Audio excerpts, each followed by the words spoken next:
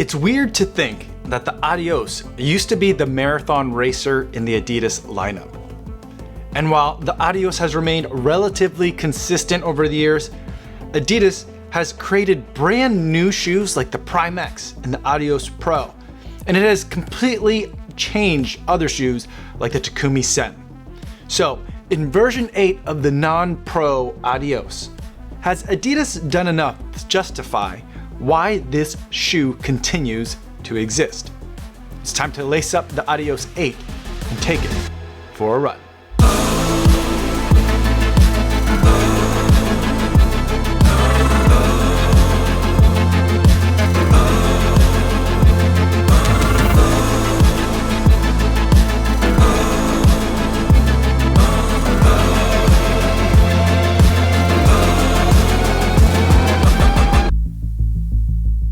Yo, what's going on everybody? My name is Kofuzi and I'm a non-elite runner who reviews shoes here on YouTube. And today I'm taking a look at the Adidas Adios 8. But before I give my thoughts on this shoe, I do want to go over some disclosures. This is a pair of shoes that Adidas sent me for the purpose of review, so I did not have to pay for them. However, they're not paying me to make this video or to use the shoe, and they're not going to get a chance to preview any of my footage or my thoughts before you guys get a chance to see this video on YouTube. So with that disclosure out of the way, let's talk about the Adidas Adios 8. First, let's go over some specs on this shoe. In this shoe, we've got 28 millimeters of stack height in the heel with Light Strike 2.0 in the rear portion of the shoe, with an 8 millimeter drop bringing us to 20 millimeters of stack height in the forefoot, and that's mostly Light Strike Pro, Adidas's premier racing foam that you're landing on the forefoot. But that's not the only thing that you're landing on in here, because if you look at the bottom of the shoe, you see these 3 pink kind of like stripes along the bottom of the shoe. That's not just branding, but that is Adidas's new Energy Torsion 2.0 system.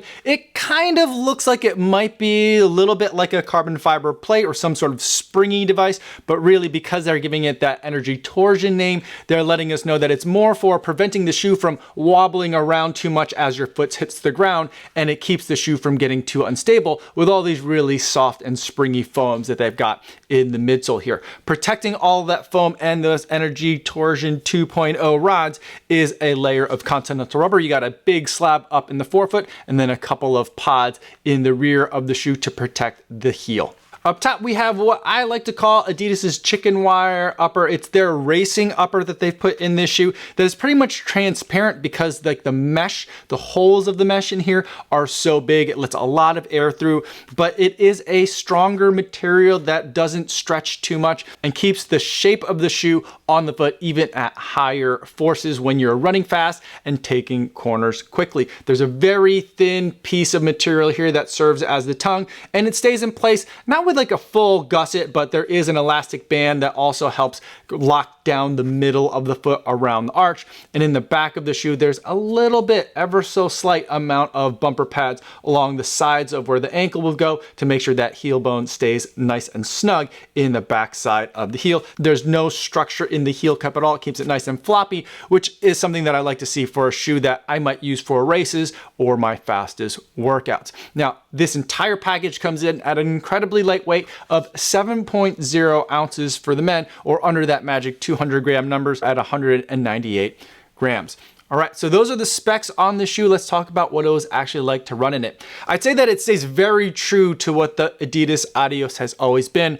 I've taken a couple years off from the Adios. I think I reviewed Adios 4 and Adios 5, but 6 and 7 I've skipped, and now I'm coming back to it for version 8. And I feel like while it's been updated, that Light Strike 2.0 is nice, the Light Strike Pro is nice, it still reminds me exactly of what like an Adios was. So it gives me that same sensation that my memory can recall. It is definitely a low to the ground racing flat. I feel like people that are looking for a 5K to 10K road shoe, or a shoe to take on very fast road intervals, or even on the track if you don't want to spike up, but you want something that's nice and low to the ground and suitable for those fast intervals, I feel like this is a shoe that's really going to work for you. Keep in mind though, that is a very neutral shoe. Yes, there are those Energy Torsion Rod 2.0 in the bottom of the shoe to keep it from getting too too squirrely, but this is probably one of the most neutral and kind of one of the most floppy shoes that I run in. There's no hiding behind the technology in this shoe. If you've got a messy foot strike, it's gonna show up. If your form is falling apart later into your repetitions and later into your races, you're gonna notice it here. And for a lot of people, that's definitely something that they want. They really want to get that sensory data of what their feet are doing and what their legs are doing as they're running through their reps or races. When I took this out for a set of 400s, I felt like I could get up to speed really well, and it was fun when things were going smoothly, but I really had to work hard to make sure that I was getting the most out of the workout and also the most out of the shoe. So it's one of those things where you kind of get out of it what you put into it, but it's definitely something that is not kind of a set it and forget it kind of shoe. You got to really be paying attention when you're running in the Adios 8. The other thing that I will note about this shoe is that even though it is certainly a racing fit and it's got that racing level upper in this shoe, it's probably one of the most generous fit of a racing shoe that I've seen from Adidas. It's not exactly a foot-shaped toe box, but it's getting remarkably close, especially from a brand like Adidas, which has had some very snug fitting shoes in the past and also has done some kind of weird things in terms of sizing where a lot of the shoes seem to feel a little long. I feel like this is one of the best fitting uppers that Adidas has made in a long time. But now let's go back to the original question I posed at the top of the video. Has Adidas done enough to justify why the Adios 8 continues to exist in the lineup? I feel like this Adios 8 is best for 5K racing and really short, intense interval workouts. But then again, that's also kind of a lot of the same words that I would use to describe the Takumi Sen 9 and the Takumi Sen 8, two shoes that I've been absolutely loving, but that doesn't mean that this shoe doesn't deserve to exist. I think one of the benefits of so many runners being in the marketplace for specific types of shoes is that we get to see really specified shoes that hit smaller and smaller subgroups in the entire running demographic. And I think that's exactly what we're seeing here. We've got the Adios 8 at 28 millimeters of stack height with an 8 millimeter drop. The Takumi Sen 9 is a 33 millimeter stack height shoe, but it has a 6 millimeter drop. Then you got the Adidas SL, which is kind of the daily trainer in the lineup, which has a 35 millimeter stack height. The Boston series, which is now on Boston 12, has a 38 millimeter stack height. The Adios Pro 3 is just about at that 40 millimeter stack height maximum from World Athletics.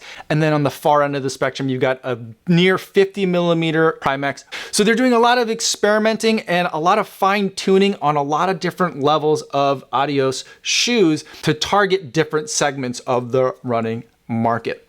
I think that a lot of people are going to either love the Takumi Sen or they're going to love the Adios, but they're probably not going to be buying both. And that's just kind of what happens, I think, when you have really fine gradations within a broader lineup. Not everyone's going to buy the entire set. You're going to pick and choose the ones that resonate with you most strongly. So let's talk about some pairing options. We talked about a bunch of Adidas shoes. Let's talk about some pairing options within the brand and outside of the brand if you're looking at picking up the Adios 8 and you love what it represents. I think from a daily trainer perspective, the Adidas SL is going to be the natural companion. The Adios 8 is a low slung racing flat that is a little bit on the firm side, but really fun to run fast in. And I feel like from a daily trainer's perspective, I can use a lot of that same description for the Adidas SL. And I feel like it's a little bit on that firm side, but you're probably going to really enjoy it for those easy miles, those everyday miles, if the Adios 8 is one of your favorite speed day shoes. Now let's talk about a long run option, because if you're loving the Adios 8, you may or may not be a half marathoner or marathoner, but you might have a long run every once in a while. And I'm going to go outside the brand to give you a recommendation on that long run or that recovery run shoe. I'm going to go with the Salomon. I'm going to go with the Salomon Aeroglide. This is a little bit of a firmer shoe as far as kind of max cushion shoes go, but it's very comfortable and it rolls really well and it enjoys eating up long days on the road and putting in those easy miles. So I feel like these two would actually be really nice complements to each other. This one for going really fast and this one for going really slow and comfy. All right, now let's talk about the buying guide for the Adios 8. This shoe comes in at $130, which I think is a fantastic price. In terms of comparisons though, let's see what the other competition is. I think the biggest competition is within the Adidas family itself. I've been mentioning it a bunch of times in the video already. It's the Takumi Sen 9. This is one of my favorite shoes that Adidas makes. It's not really a shoe that's intended for me because I like road marathons, and this is more of a 5K, 10K racer, but I enjoy doing workouts in this shoe so much, and I love the feel of the full midsole of Light Strike Pro with those energy rods that you could see on the bottom of the shoe. The Adios 8 retails at $130, while the Takumi Sen 9 retails at $180. But keep in mind that Adidas is kind of goofy when it comes to their pricing, and they'll just put shoes on super deep discount for really no apparent reason, and then it'll go back to full price again. So you kind of have to watch for the right moment to buy an Adidas shoe. Right now, at the time of filming this video, the Takumi Sen that retails at $180 is on sale for $108. It's like a dyslexic typo that they've got in there, but you're getting it for $72 off, and that is one of the best deals in running shoes right now. Absolutely, at that price, I would pick the Takumi Sen any day, but if you can only find it at full price and you need to get a shoe right away, the Adios 8 provides a really compelling, substantially cheaper alternative. Now, there's another shoe you can also look at outside the Adidas family that I think is another competitor and serves in a lot of same functions as the Adios 8, and that for me is going to be the New Balance SC Pacer. This is their 5K, 10K racer. I think it's more of a 5K racer than a 10K racer because you do have their racing foam fuel cell in here and a carbon fiber plate, but basically it feels like you're running on a carbon fiber plate with some rubber attached to the bottom. It's really low, and it's as flat of a racing flat as I think that you can get. And I feel like these two shoes very much remind me of each other in terms of both their strengths and their weaknesses. The New Balance SC Pacer comes in at $150 for retail, so it's a little bit more expensive than the Adios 8, but you are getting that carbon fiber plate in there, and there's a little bit of differences in terms of their ride mechanics, but those are two shoes that I think should be considered at the same time. So those are my thoughts on the Adios 8. It's a shoe that I'm not mad that it still exists, but personally, if it went away, I wouldn't really notice because I love that Takumi Sen so much. But let me know in the comments if this is a shoe that you absolutely love and it would break your heart if it disappeared from the Adidas lineup. I'd love to hear about that. Or better yet, stop by the live stream that I do Monday through Friday over on the Kofuzi Run Club channel and tell me over there. I'd love to talk to you guys in the chat. That's all I have for today, everybody. Thanks so much for making it all the way to the end of this video. Hopefully you guys are staying safe out there on your runs, and I'll see you in the next one. Yo, what's going on?